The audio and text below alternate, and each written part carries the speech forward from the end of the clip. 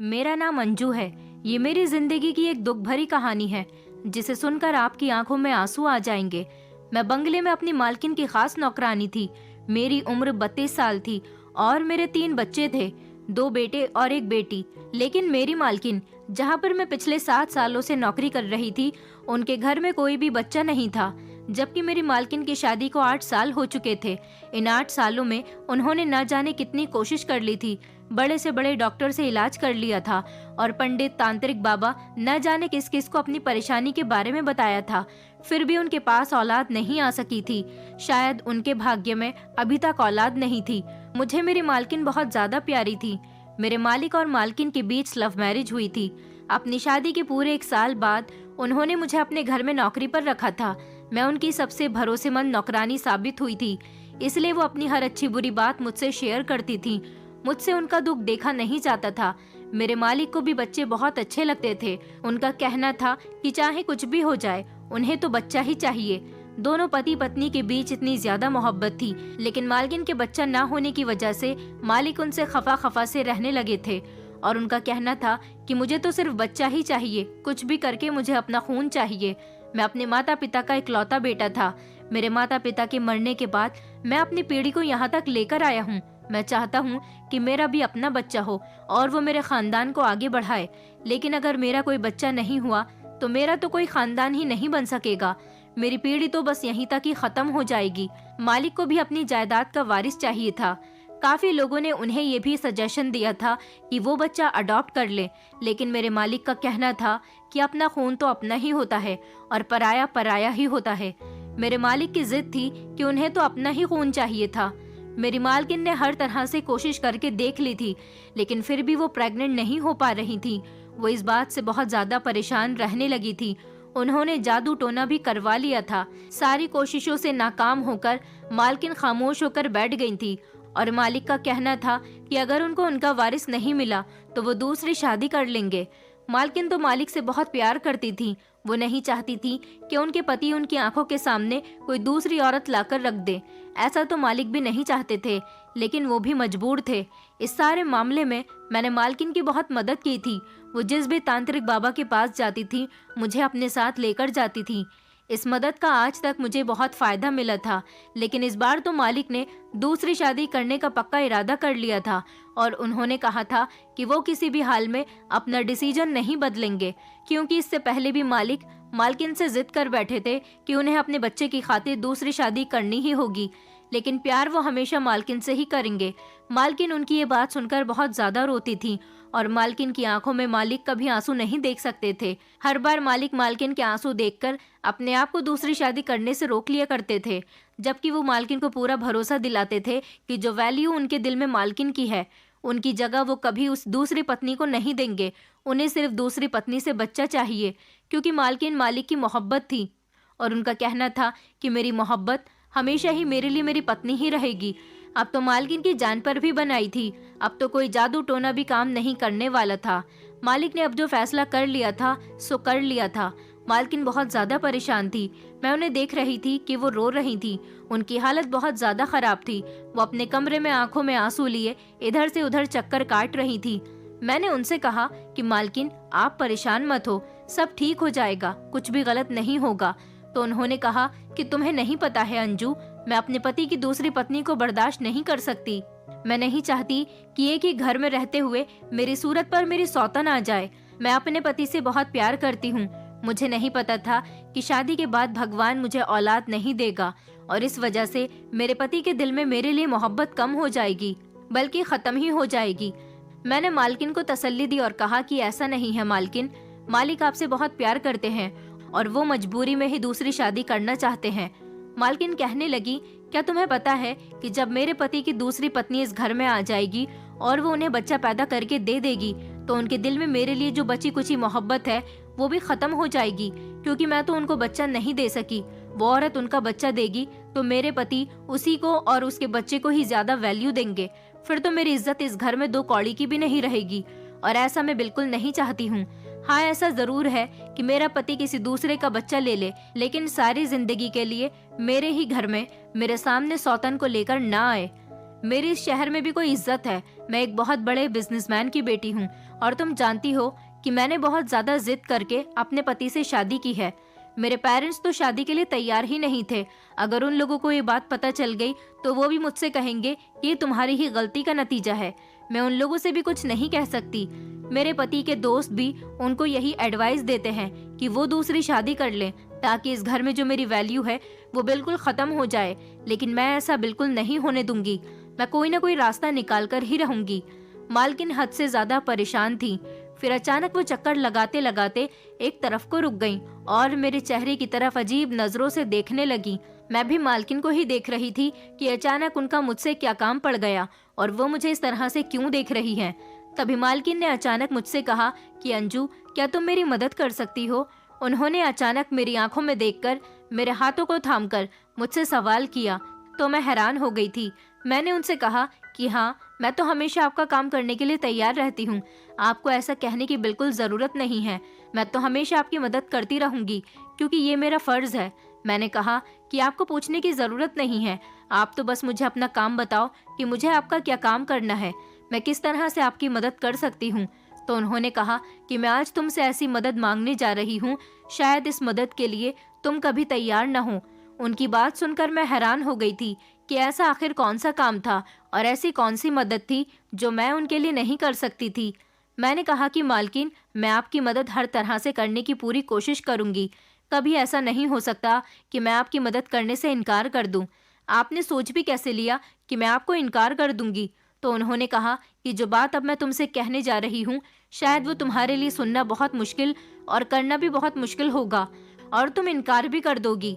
उनकी बात सुनकर मुझे सच में बड़ी हैरानी हुई थी कि आखिर ऐसी कौन सी मदद थी जो वो मुझसे चाहती थी। लेकिन अगले ही पल उन्होंने मेरी आंखों में देखकर मुझसे ऐसी मदद मांग ली थी जिसे सुनकर मेरे पैरों तले से जमीन निकल गई थी। मालकिन की बात सुनकर एक पल के लिए मैं शॉक्ड रह गई थी। वो मेरे चेहरे के एक्सप्रेशन देख रही थी और समझ गई थी कि मैं कंफ्यूज हो गई हूँ। फिर मेरी तरफ देखकर कहने लगी, मैं जानती थी कि तुम मेरी मदद नहीं करोगी इस मामले में, क्योंकि ये काम बहुत मुश्किल है और कोई भी औरत इस काम को इतनी आसानी से नहीं करेगी। फिर मैंने कहा कि मालकिन, ऐसा कैसे हो सकता है? मैं इतना बड़ा काम कैसे कर सकती हूँ, वो भी किसी को बिना बताए? और इस काम से जितना नुकसान मुझे होगा उससे कहीं ज्यादा आपको ही होगा। मैं आपकी मदद कर दूंगी। लेकिन मैं सोच में पड़ गई थी। मुझे देखकर मालकिन ने कहा कि तुम मेरी मदद करोगी तो मैं तुम्हें इसकी भारी कीमत दूंगी। मैं तुम्हें अपने इस काम के बदले पूरे 50 लाख रुपए दूंगी।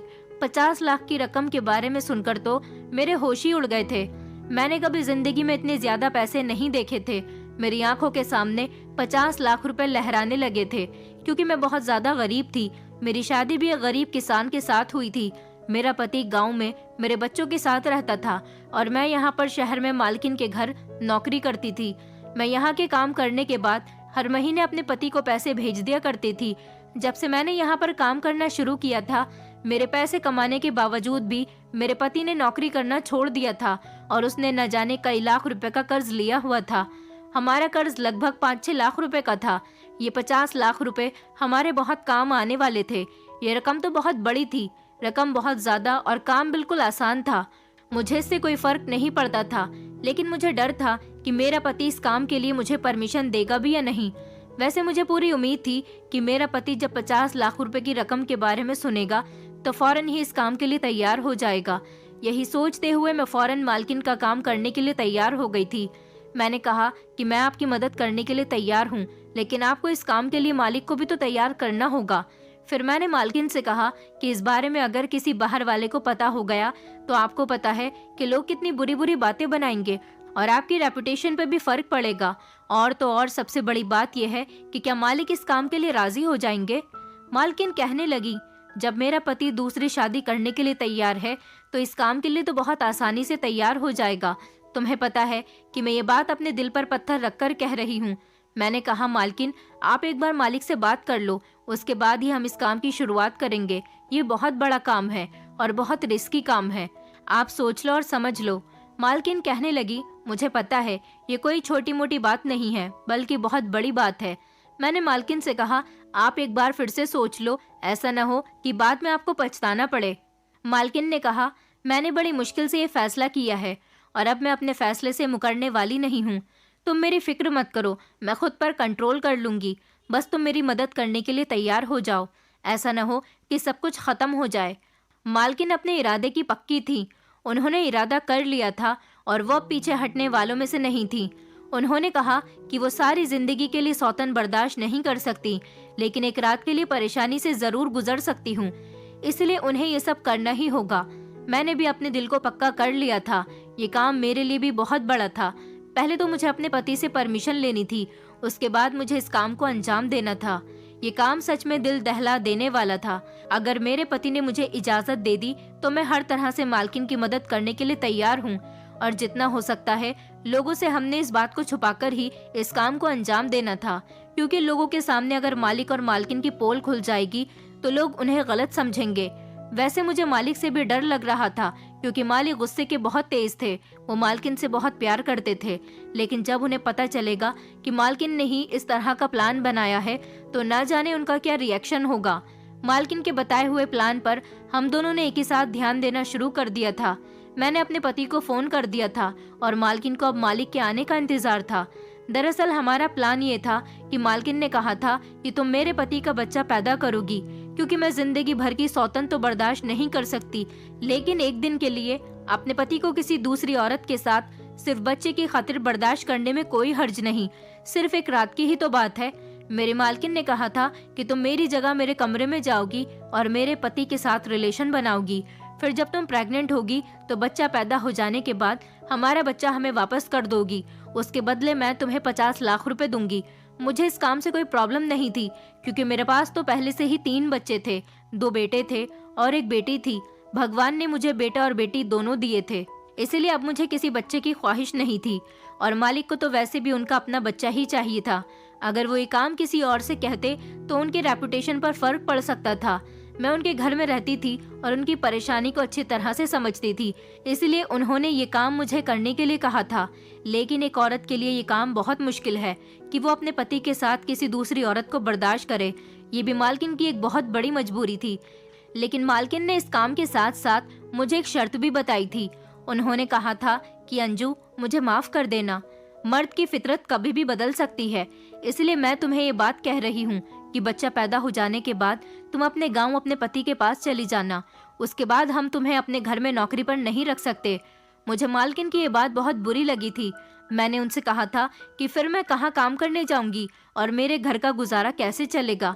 मालकिन ने कहा कि 50 लाख रुपए मिल जाने के बाद तो तुम्हें नौकरी करने की जरूरत ही नहीं है, और दूसरी बात ये कि अगर फिर भी तुम्हें दिक्कत हुई तो मेरा नंबर तुम्हारे पास है, तुम मुझे कॉल कर सकती हो। तुम्हें जितने भी पैसों की जरूरत होगी मैं तुम्हें देती रहूंगी, क्योंकि मैं तुम्हारी सारी जिंदगी की एहसानमंद हो जाऊंगी, इसलिए सारी जिंदगी तुम्हारी मदद भी करती रहूंगी।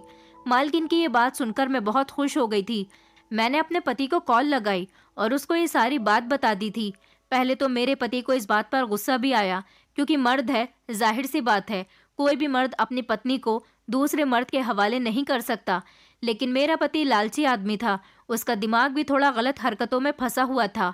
मेरी बेटी थी, वो अपने दोनों भाइयों का ख्याल रखती थी और खाना वगैरह बना लिया करती थी। मैं जो पैसे यहाँ से भेजती थी मेरा पति उन्हें दोनों हाथों से लुटाता था, और उसने काम करना तो बिल्कुल छोड़ दिया था, सिर्फ मेरे पैसों से अय्याशी करता था। पहले वो किसान था और मेहनत मजदूरी से पैसे कमाता था, पर ये मैंने बहुत बड़ी गलती कर दी थी कि मैंने नौकरी करना शुरू कर दिया था। 50 लाख रुपए की रकम के बारे में सुनकर मेरे पति ने मुझे फौरन परमिशन दे दी थी, और उसने कहा था कि उसे कोई एतराज नहीं है, उसे तो सिर्फ पैसों से मतलब है। मैंने जब मालकिन को बताया कि मेरा पति राजी हो गया तो मालकिन बहुत खुश हो गई थी, और मालकिन ने जब मुझे ये बताया कि उनके पति भी खुश हो गए हैं। पहले तो वो भी थोड़े नखरे दिखा रहे थे, लेकिन उन्हें भी औलाद चाहिए थी और अपना ही खून चाहिए था, इसलिए वो भी इस काम के लिए तैयार हो गए थे। रात होते ही मालकिन ने मुझे मालिक के कमरे में भेज दिया। आज मैंने मालकिन की आंखों में आंसू देखे थे। आज उन्हें इस तरह से तड़पते हुए देखा था जैसे कोई मछली बिन पानी के तड़पती है। कभी कभी औरत इतनी मजबूर हो जाती है कि उसे जो नहीं करना होता मजबूरी की वजह से वो भी करना पड़ जाता है। आज मैं मालकिन को बहुत लाचार और मजबूर होते हुए देख रही थी। उन्होंने मुझे गले से लगाया और कहा कि मुझे निराश मत करना। जिस इरादे से मैं तुम्हें भेज रही हूँ, भगवान करे मेरा वो इरादा पूरा हो जाए और मेरे पति को औलाद मिल जाए, ताकि मेरे बच्चे की कमी पूरी हो जाए और मेरा पति भी मुझसे अलग न हो। मैं मालिक के कमरे में चली गई थी और मालकिन नींद की दवाई खाकर अपने कमरे में सोने के लिए चली गई थी। वो रात शायद मालकिन के लिए कांटों पर गुजरी थी। जैसा हमने सोचा था वैसा ही हुआ था। हमें ज्यादा इंतजार करने की जरूरत नहीं पड़ी थी और जल्दी ही मेरी तबीयत पहले दिनों से खराब रहने लगी थी। मालकिन ने मुझे शहर की सबसे अच्छी डॉक्टर के यहाँ दिखाया था। डॉक्टर ने मुझे गुड न्यूज सुना दी थी तो मालकिन और मालिक बहुत ज्यादा खुश हो गए थे। मालकिन से ज्यादा तो मालिक खुश थे। उनकी तो खुशी का ठिकाना ही नहीं था। पहली कामयाबी तो हमें मिल चुकी थी। भगवान ने हमें ज्यादा इंतजार नहीं करवाया था।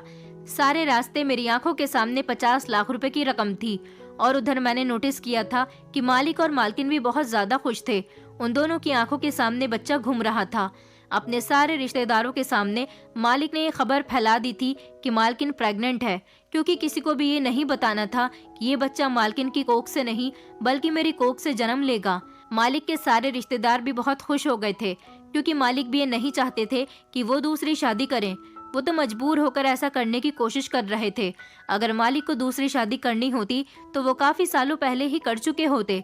लोग तो बच्चा ना हो तो 2-3 साल के बाद ही दूसरी शादी की तैयारी शुरू कर देते हैं। मालिक तो फिर भी मालिक थे और फिर इतने अमीर थे, कोई भी औरत उनसे आसानी से शादी कर लेती। लेकिन अब की बार तो उन्होंने पक्का इरादा कर लिया था। जमाने के और रिश्तेदारों के दबाव में आकर वो दूसरी शादी के लिए तैयार हो गए थे। अब उन दोनों ने राहत की सांस ली थी, क्योंकि अब उनकी सालों पुरानी तमन्ना पूरी होने वाली थी। मालिक की खुशी देखकर तो मुझे एक लम्हे के लिए घबराहट हो गई थी। शुरू में मुझे लगा कि सब अच्छे से ही हो जाएगा, लेकिन पता नहीं क्यों जैसे जैसे दिन गुजरते जा रहे थे मेरी घबराहट बढ़ती चली जा रही थी। मैं परेशान थी और मालिक और मालकिन अपने बच्चे के आने के सपने देख रहे थे। वो दोनों पति पत्नी मेरा बहुत ख्याल रख रहे थे। मुझे बहुत अच्छा लग रहा था कि मैं उनके घर में रह रही थी और इतने सालों से मैं उन लोगों की सेवा कर रही थी। आज भगवान ने वो वक्त ला दिया था कि ये दोनों पति पत्नी मेरी इस तरह से सेवा कर रहे थे जैसे मैं इस घर की मालकिन हूँ और ये मेरे नौकर हैं। लेकिन हमारे लिए एक नई मुसीबत आ गई थी। मालकिन के रिश्तेदारों को जब पता चला कि वो प्रेग्नेंट है तो काफी सारे लोग उनसे मिलने के लिए आ रहे थे और उनसे न जाने किस किस तरह के सवाल कर रहे थे। मालकिन तो प्रेग्नेंट नहीं हुई थी, इसलिए उनके पास हर सवाल का जवाब नहीं होता था। वो कंफ्यूज हो जाती थी। इस बात से परेशान होकर मालिक ने कहा कि हमारा बंगले में रहना ठीक नहीं है। यहाँ पर कोई ना कोई आता जाता रहता है और मालकिन की प्रेगनेंसी का तो किसी किसी को यकीन भी नहीं आ रहा था। मालिक ने कहा कि ऐसा न हो कि लोगों को गड़बड़ का एहसास होने लगे। इतने मेहमानों के आने की वजह से मालकिन और मुझे हम दोनों को ही परेशानी का सामना करना पड़ रहा था, क्योंकि मालकिन को आराम करना होता था और मुझे घर का सारा काम करना पड़ जाता था। इसलिए मैंने मालकिन को एडवाइस दी कि हम उनके दूसरे शहर में बने हुए रिजॉर्ट में रहने के लिए चले जाते हैं। वहाँ पर हम आराम से वक्त गुजार लेंगे और मालिक अपने रिश्तेदारों को बता देंगे कि मालकिन अपने मायके में जाकर रह रही है। इस तरह से कोई भी रिजॉर्ट में नहीं आएगा और हम लोग वहाँ पर आसानी से टाइम पूरा कर लेंगे। मालिक को भी मेरा ये आइडिया अच्छा लगा था। मालिक ने अपने रिजॉर्ट में मुझे और मालकिन को शिफ्ट करवा दिया था। इस रिजॉर्ट में कोई नहीं था। हमारे साथ मालिक ने एक चौकीदार और एक नौकरानी को भेज दिया था हमारा ख्याल रखने के लिए, क्योंकि मैं अभी तक कोई काम नहीं कर रही थी। उधर बंगले में अगर कोई मेहमान आ जाता तो मुझे काम करना पड़ जाता था ताकि किसी को हम पर शक न हो। इस रिजॉर्ट में हमारी जरूरत की हर चीज मालिक ने मौजूद करवा दी थी। हम इस रिजॉर्ट में आने के बाद बहुत सुकून से थे और मालकिन मेरा बहुत ज्यादा ख्याल रखती थी। कुदरत का करिश्मा भी बड़ा अजीब होता है। कल मैं जिनसे मांगती थी आज वो मुझसे औलाद मांगने के लिए तरसी जा रही थी। मेरी मालकिन बहुत अच्छी और मेहरबान औरत थी। मैं सोचती थी कि मालकिन तो इतनी अच्छी हैं, फिर उनके साथ अच्छा क्यों नहीं हुआ? क्या सच में अच्छे लोगों के साथ अच्छा नहीं होता है? फिलहाल वक्त गुजरता चला गया और मुझे अजीब अजीब तरह के ख्याल आने लगे थे। हफ्ते महीनों में बदल गए। मेरा बच्चा मेरे पेट में लात मारने लगा था। पहली बार जब उसने मेरे पेट में हरकत करनी शुरू की थी तो मुझे अजीब सा एहसास महसूस हुआ था। आधी रात को अचानक मेरी आंख खुल गई और मैं उठकर बैठ गई थी। मैंने अपने पेट पर जैसे ही हाथ फेरा, अंधेरे में मुझे कुछ अजीब सा महसूस हुआ था। मुझे महसूस हुआ कि मेरा बच्चा मुझे पुकार रहा है, मुझसे कह रहा है कि माँ, मैं आपका बच्चा हूँ, मुझे किसी को मत दो, मैं तुम्हारा हूँ, मुझे अपने साथ रखो। इसी तरह के सपने मुझे हर रोज आने लगे थे। सारी रात में जागकर गुजारने लगी थी और ज्यादा जागने की वजह से मेरे अंदर वीकनेस होने लगी थी। मेरा दिल धीरे धीरे बदलने लगा था, क्योंकि अब हर रात मेरे साथ ऐसा ही होता था। रातों को मेरा दिल ही नहीं, मेरे दिल के साथ साथ मेरी नीयत भी बदल रही थी। मैं परेशान थी। मुझे अब 50 लाख रुपए झूठे और बेकार लग रहे थे। मुझे लग रहा था कि 3 बच्चे होने के बाद मुझे अब और बच्चों की चाहत नहीं होगी। मेरे लिए पैसा ज़रूरी था, बच्चे नहीं। बच्चे तो मुझे पहले ही मिल चुके थे और मेरी कोई ख्वाहिश भी नहीं थी, क्योंकि बेटा और बेटी दोनों ही मेरे पास थे। मुझे क्या पड़ी थी कि मैं बेवजह एक और बच्चा पैदा कर लूं, क्योंकि महंगाई का दौर है। इस दौर में अपना खाना पीना ही मुश्किल से चल रहा है। ऊपर से बच्चों को पालना तो बहुत भारी काम है। लेकिन अब मेरा ख्याल गलत साबित हो गया था, और बच्चा पहला हो या आखिरी, अपनी औलाद तो अपनी ही होती है। मेरी मालकिन ने मेरी परेशानी को भांप लिया था। एक दिन मैंने मालकिन और मालिक को आपस में बातें करते हुए सुन लिया था। मालकिन मालिक से कह रही थी कि कहीं ऐसा न हो मौके पर अंजू की नीयत बदल जाए। मालिक ने कहा कि ऐसा नहीं हो सकता, उसकी नीयत कभी नहीं बदलेगी, क्योंकि उसके पास पहले से ही बच्चे हैं। उसे पैसों की ज़रूरत है, बच्चों की नहीं। वो मुझसे भी बार बार सवाल करती थी कि मैं इतनी खामोश क्यों रहती हूँ। मालिक हर हफ्ते रिजॉर्ट का चक्कर लगाने के लिए आते थे और मेरे लिए बहुत सारे फ्रूट्स, जूस और ज़रूरत का हर सामान लेकर आते थे। हर महीने मेरा डॉक्टर से ट्रीटमेंट भी चल रहा था। फिर जैसे तैसे वो दिन भी आ गया था। डॉक्टर ने मुझे डिलीवरी की डेट दे दी थी। ये बात मेरी मालकिन ने फ़ौरन मालिक को बताई तो मालिक बहुत ज़्यादा खुश हो गए थे। मालिक ने मेरे इलाज के लिए मालकिन को बहुत सारे पैसे दे दिए थे और कहा था कि किसी भी चीज़ में कोई कमी नहीं आनी चाहिए। इधर मेरा दिल बार बार अपने इस बच्चे के लिए परेशान था। रात का टाइम था और मालकिन ने मुझे कहा कि सुबह हमें हॉस्पिटल जाना है, क्योंकि मेरा बच्चा पैदा होने में सिर्फ अब आज रात ही रह गई थी। अगले दिन लगभग 10 बजे के टाइम पर मुझे हॉस्पिटल में जाकर एडमिट होना था, क्योंकि डॉक्टर ने डिलीवरी की डेट दे दी थी और मेरा ऑपरेशन होना है। ये बात सुनकर तो मुझे डर लगने लगा था और फिर मेरा ऑपरेशन होगा। मैंने दिल में सोचा कि मैं अपना बच्चा किसी को नहीं दे सकती। मेरा बच्चा है, मैं इसे 50 लाख रुपए की वजह से किसी दूसरे के हवाले नहीं करूंगी।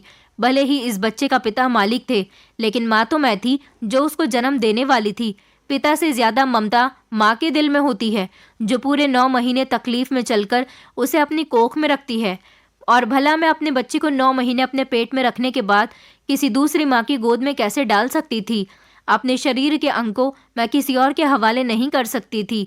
मैंने सोच लिया था कि ये बच्चा मेरा है। मैं इसे 50 लाख रुपए में तो क्या, 50 करोड़ में भी किसी को नहीं दूंगी। मेरी नियत और मेरा इरादा दोनों ही बदल चुके थे। मैंने देखा मालकिन रात होने के बाद अपने कमरे में जाकर सो चुकी है।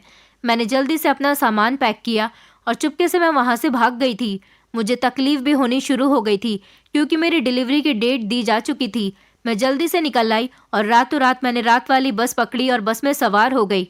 मुझे लग रहा था कि अब मैं ज़्यादा बर्दाश्त नहीं कर सकती। मैंने कभी ऑपरेशन नहीं करवाया था, क्योंकि मेरे तीनों बच्चे नॉर्मल पैदा हुए थे। मुझे इस दर्द की आदत हो चुकी थी।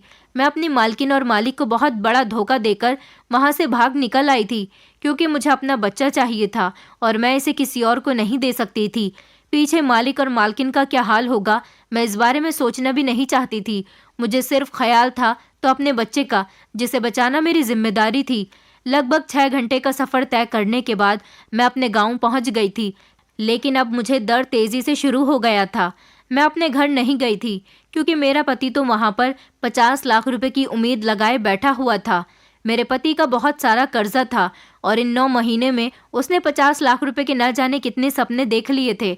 अगर मैं उसके पास चली गई तो मुझे उम्मीद थी कि वो मुझे वापस मालकिन के पास ले जाएगा और उनसे पूरे पैसे हासिल कर लेगा। मेरा पति तो पहले ही बहुत लालची इंसान था। जो आदमी अपनी पत्नी को दूसरे मर्द के साथ 50 लाख रुपए के लिए बर्दाश्त कर सकता है, वो कभी उसकी ममता को नहीं समझ सकता। और 50 लाख रुपए के बारे में सुनकर जितना वो खुश हुआ था, उसकी खुशी को मैं शब्दों में बयान नहीं कर सकती थी।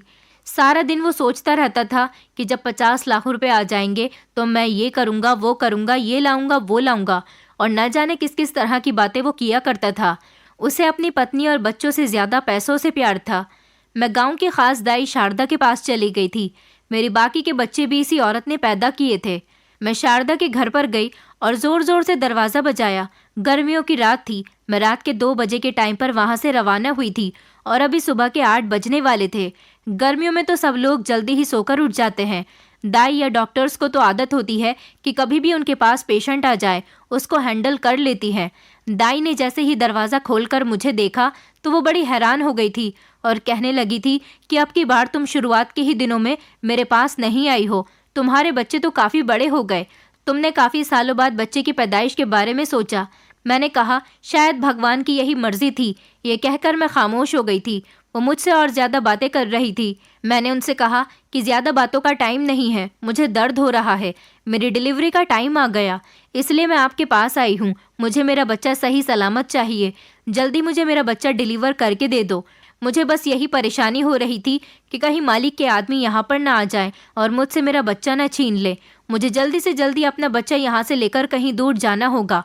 मुझे मालिक और मालकिन से डर लग रहा था और ये भी डर था कि कहीं मेरा पति लालच में आकर ये बच्चा मालकिन को पहुंचा देगा, इसलिए मैं अपने घर भी वापस नहीं जाऊंगी। डर और परेशानी की वजह से मेरा बुरा हाल हो रहा था। मैंने ये तक नहीं सोचा था कि पीछे मेरे मालिक और मालकिन का क्या हाल होगा जब उन्हें पता चलेगा कि मैं रातों रात उनके घर से भाग गई हूँ। पहले तो वो लोग मुझे तलाश करने की कोशिश करेंगे और उसके बाद न जाने वो दोनों एक दूसरे के साथ क्या कर गुजरेंगे। फिलहाल मुझे दर्द शुरू हो चुके थे और मेरी डिलीवरी शारदा करवा रही थी। लगभग 1 घंटे की मेहनत के बाद मेरा बच्चा इस दुनिया में आ गया था। मेरी तो खुशी का कोई ठिकाना ही नहीं था। मैंने सोच लिया था कि मैं जल्द से जल्द अपने बच्चे को उठाकर यहाँ से कहीं दूर चली जाऊँगी, यहाँ से बिल्कुल गायब हो जाऊँगी, ताकि मेरे बारे में किसी को कुछ पता न चल सके। मैं कुछ भी करके अपना बच्चा मालिक और मालकिन को नहीं दूंगी। मैंने ये तक नहीं सोचा था कि ये वो मालकिन थी जिसने सारी ज़िंदगी मुझ पर एहसान किए हुए थे। मैंने उन दोनों पति पत्नी का नमक खाया था। उन्होंने मुझे खाना दिया, मुझे पहनने के लिए कपड़े दिए और मुझे रहने के लिए जगह दी। अगर वो ये सब ना देती तो हमारे पास खाने के लिए कुछ भी नहीं होता। मैंने मालकिन की किसी अच्छी बात को याद नहीं किया और उन दोनों को बच्चे का सपना दिखाकर अचानक उनकी आंखों से उनके सारे सपने छीन लिए। उनकी ख्वाहिश पूरी होने के टाइम पर मैं उनकी सारी ख्वाहिशों को बिना पूरा किए ही वहाँ से भाग गई थी। उन दोनों से इतना बड़ा वादा मैंने 9 महीने तक किए रखा था। जब वो वादा पूरा होने का टाइम आया तो मैंने उन्हें बेवकूफ़ बना दिया। मुझे नहीं पता था कि एक माँ इतनी खुदगर्ज होती है जितनी मैं हो गई थी। मैंने उन दोनों पति पत्नी की फीलिंग्स की कदर भी नहीं की थी। दोनों ने ही मुझ पर भरोसा किया था। मेरा बच्चा इस दुनिया में आ चुका था। उसके रोने की आवाज़ सुनकर मुझे लगा कि मेरी जान में जान आ गई। जब मेरा बच्चा पैदा हो गया तो 2-3 घंटे आराम करने के बाद मैं अपने बच्चे को लेकर बहुत दूर चली गई थी। ये एक छोटा सा गाँव था जहाँ पर बहुत कम लोग रहते थे। यहाँ पर मैंने एक पुरानी सी झोपड़ी में अपना बसेरा कर लिया था और अपने बच्चे की परवरिश करने लगी थी। शायद मुझे मेरे पति और मालिक मालकिन ने ढूंढने की बहुत कोशिश की थी, लेकिन मैं इतनी दूर जा चुकी थी जहाँ के बारे में उन लोगों को कुछ पता ही नहीं चला। यहाँ पर भी मैंने लोगों के घरों में काम करना शुरू कर लिया था और मैं अपने बच्चे को कम कमाई में ही पाल रही थी। लेकिन शायद मुझे मेरे किए की सज़ा मिलनी थी, क्योंकि मैंने उन दोनों पति पत्नी का दिल दुखाया था। मुझे मेरे किए की सज़ा इस तरह से मिली कि एक दिन अचानक मेरी तबीयत बहुत ख़राब हो गई। गांव के ही लोगों ने मुझे विधवा समझकर मुझे एक सरकारी अस्पताल में भर्ती करवा दिया। वहां पर पता चला कि मुझे कैंसर जैसी बड़ी बीमारी है और मैं जब तक जी रही हूँ, न जाने किस दिन मेरी मौत आ जाए। मैंने अपनी यादों को ताज़ा करने के लिए अपनी ज़िंदगी की पूरी कहानी डायरी में लिखना शुरू कर दी, ताकि जो गलती मैंने की है वो आगे कभी कोई औरत ना करे। मैं डायरी रोज़ लिखती थी। देखते ही देखते मेरा बेटा 15 साल का हो गया। मेरा बेटा बचपन से ही बहुत समझदार था, क्योंकि मालिक भी बहुत समझदार और ईमानदार आदमी थे। वो हूबहू अपने पिता पर गया था। भगवान ने मेरे बेटे की परवरिश करने के लिए शायद मुझे 15 साल तक जिंदा रख लिया था। एक दिन न जाने कैसे मेरे बेटे के हाथ में वो डायरी लग गई। उसे मैं गांव के ही सरकारी स्कूल में फ्री में पढ़ा रही थी। मेरा बेटा पढ़ाई में बहुत अच्छा था, इसलिए वो पढ़ना लिखना जल्दी ही जान गया था। मेरे बेटे ने मेरी डायरी पढ़ ली और उसे मेरी हकीकत के बारे में सब कुछ पता चल गया। जब उसने मुझसे इस बारे में सवाल किया तो मैं बहुत डर गई कि इसे कहाँ से पता चला। तब उसने मुझे मेरी डायरी दिखाई। ये सदमा मैं बर्दाश्त न कर सकी और मेरी तबीयत बिगड़ने लगी। मेरे बेटे ने शायद मेरी जान बचाने के लिए मेरे साथ बहुत कुछ किया। उस डायरी में शहर का वो एड्रेस भी लिखा हुआ था जिसमें मालिक और मालकिन का बंगला था। वो मुझे गांव की हिमासी के पास छोड़कर मालिक और मालकिन के पास चला गया और मेरी वो डायरी भी अपने साथ ले गया। मैंने उसे जाने से बहुत मना किया था, लेकिन उसने मेरी एक न सुनी। वो अकेला ही चला गया और जब वो वहाँ गया तो उसने सारी हकीकत मालिक और मालकिन को बताई। मालिक और मालकिन को बहुत गुस्सा आया था और उन लोगों ने उसकी बात सुनकर सोचा कि ये बच्चा झूठ बोल रहा है। लेकिन जब उन्होंने उसकी शक्ल को गौर से देखा तो वो हैरान रह गए थे, क्योंकि मालिक के गाल पर एक छोटा सा मस्सा था। यही मस्सा इस लड़के के गाल पर भी था, जिससे साफ जाहिर हो रहा था कि ये लड़का मालिक का ही बेटा है। और उसके बात करने का अंदाज भी बिल्कुल मालिक की तरह ही था। वो लड़का बिल्कुल हूबहू मालिक पर ही गया था। इस बात का भरोसा उन दोनों को हो गया था, क्योंकि वो उनकी औलाद था। मालिक और मालकिन अपने गुस्से की वजह से चाहते थे कि वो हमारी मदद ना करें। उसने कहा था कि आप लोग मेरे साथ चलें और मेरी माँ की जान बचा लें। उनको शहर इलाज के लिए लेकर जाना है और उनका ऑपरेशन होना है, वरना वो मर जाएंगी। मालिक और मालकिन का तो आज तक कोई बच्चा ही नहीं हुआ था, और मेरे भाग जाने के बाद उन्होंने बच्चे की ख्वाहिश को ख़त्म कर दिया था, क्योंकि मालिक का कहना था कि शायद भगवान नहीं चाहता कि हमारे पास बच्चा आए। अब भगवान से बढ़कर तो कुछ भी नहीं है।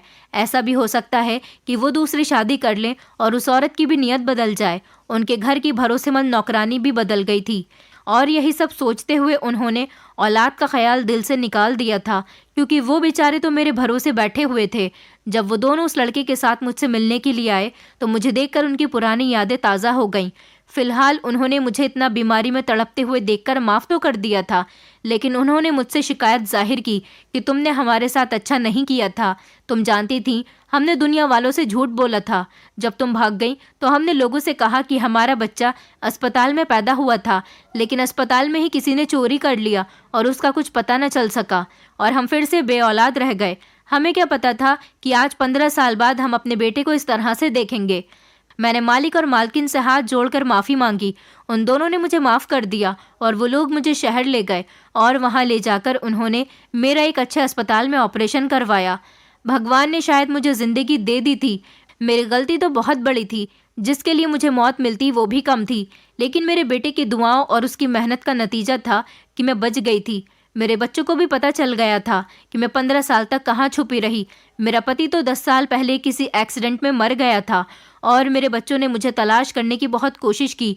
एक तरफ से मैंने अपने बच्चों का भी दिल दुखाया था कि अपने तीनों बच्चों को छोड़कर मैं चली गई थी। मेरे तीनों बच्चे जवान हो गए थे, और इधर जो मालिक का बेटा था वो 15 साल का था। 15 साल तक वो मालिक और मालकिन से दूर रहा। मैंने मालिक और मालकिन का बेटा उनको सौंप दिया था, लेकिन मेरा बेटा मुझे ही अपनी माँ समझता था। उसे सारी हकीकत के बारे में तो पता था, लेकिन मैंने उससे कहा कि बेटा, शायद यही मेरी गलती का पश्चाताप है। मैं इसी तरह से अपनी गलती को सुधार सकती हूँ। मैं अब और इन पति पत्नी के साथ गलत नहीं कर सकती। इन्हीं की वजह से तो मेरी ज़िंदगी बच सकी है। मैं तुमसे मिलने के लिए आया करूँगी, लेकिन तुम्हारे असल पिता तो मालिक ही हैं। इस तरह से मैं अपने गाँव बच्चों के पास चली गई और मालिक मालकिन को उनका बेटा वापस कर दिया।